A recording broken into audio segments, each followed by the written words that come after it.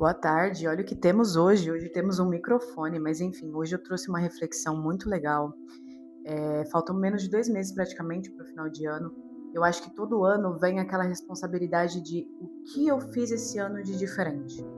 O que aconteceu, realizei as minhas metas, realizei os meus objetivos e mais um final de ano e o que você realizou até aqui? A gente vai entrar nesse assunto, mas antes é impossível eu entrar nesse assunto de realização, de concluir as tuas metas sem antes falar sobre crenças que nós temos. Você já parou para pensar que as crenças que você tem hoje literalmente te moldam, moldam o seu comportamento, moldam a forma como você pensa e até moldam o que você é capaz de realizar? Eu já falei aqui uma vez, né, que eu iniciei um curso com o Pedro Calabrais, né, projeto Autoconhecimento e Transformação, e assim tem sido transformador e eu quero literalmente compartilhar tudo que eu tiver de melhor para poder ajudar vocês nessa jornada também do autoconhecimento, porque é libertador. Então agora focando nas crenças, falando sobre as crenças.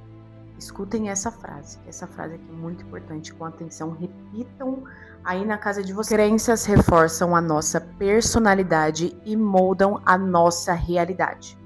Crenças reforçam a nossa personalidade, quem a gente é, e moldam a nossa realidade. Reflexivo, né?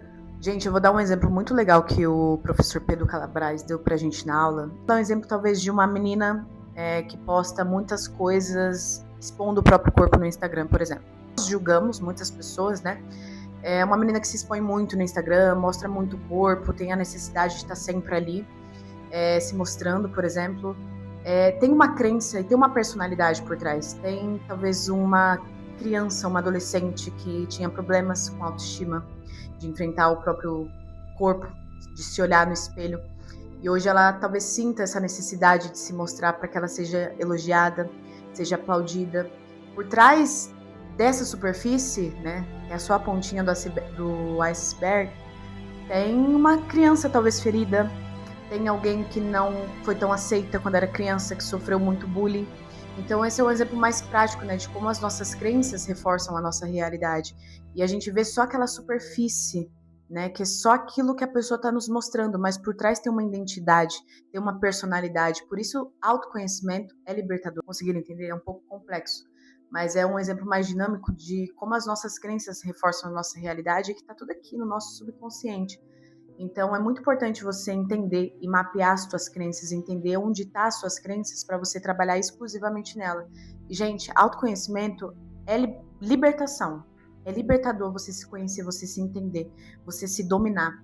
Porém, é algo que você precisa fazer constantemente. São todos os dias com você, todos os dias se entendendo. É a solitude de que muitas pessoas, principalmente pessoas mais extrovertidas, não gostam de ter esse momento de solitude, mas que é necessário para você se entender. Você já conquistou algo e percebeu que você não se sentiu como você imaginava que você iria se sentir quando você conquistasse esse algo que foi desejado?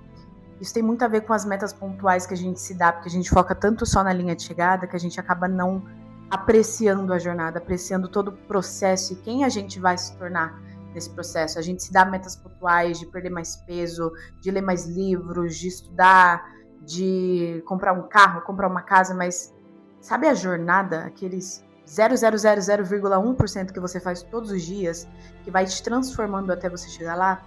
Muitas pessoas não apreciam, muitas pessoas não chegam lá, ou quando chegam, não conseguem sentir a satisfação de estar lá, sabe? Enfim, crenças moldam a nossa realidade, mas você pode moldar as suas crenças. O segredo é se perguntar: quem eu preciso me tornar para viver a vida que eu quero? Quem eu preciso me tornar? E não o que eu preciso conquistar. Quem eu preciso me tornar. Para você sustentar essa conquista. Então, entenda suas crenças, entenda seu passado. Se entenda, sabe? Se abrace. Tem aquele momento de solitude. Aquele momento, caso você goste de praticar a escrita, falar sozinho, conversar com um amigo, fazer terapia, mas se conheça.